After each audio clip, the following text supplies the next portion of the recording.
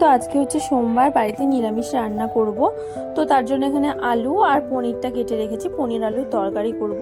আর এটা হচ্ছে পোস্ত বাটা, আর এখানে একটু কাজু ভিজিয়ে রেখেছি, আর ওদিকে একটু জল গরম বসিয়ে রেখেছি। পনিরটা ভেজে গরম জলে ফেলে রাখলে অনেকটা সফট থাকে। তো এখানে দেখো আদা, কাজু বাটা আর টমেটো দিয়ে ভালো করে কষাতে দিয়েছি।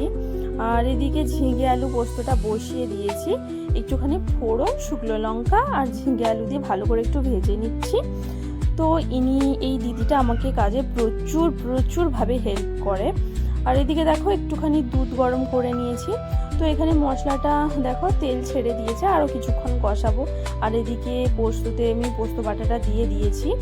তো এদিকে পনিরটা দিয়ে ভালো করে আর একটু কষিয়ে নেব।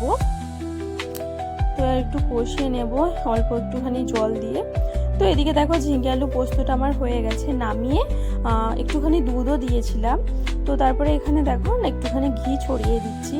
আর এদিকে পনিরের তরকারিতে তেলও ছেড়ে দিয়েছে, কষানো হয়ে গেছে। এখানে দুধ আর একটু ঘি গুলে রেখেছিলাম, ওটাই এখন দিয়ে দিচ্ছি। তো আমি একটুখানি ফুটিয়ে নেব আর একটু। আর এদিকে পেঁপে দিয়ে ডাল করেছিলাম। তো এই হচ্ছে আজকে রান্না বান্না। তারপরে কিট্টু এখন ঘুম থেকে উঠে পড়েছে, ওকে বিকেলবেলা একটু নিয়ে ঘুরতে বেরিয়েছি।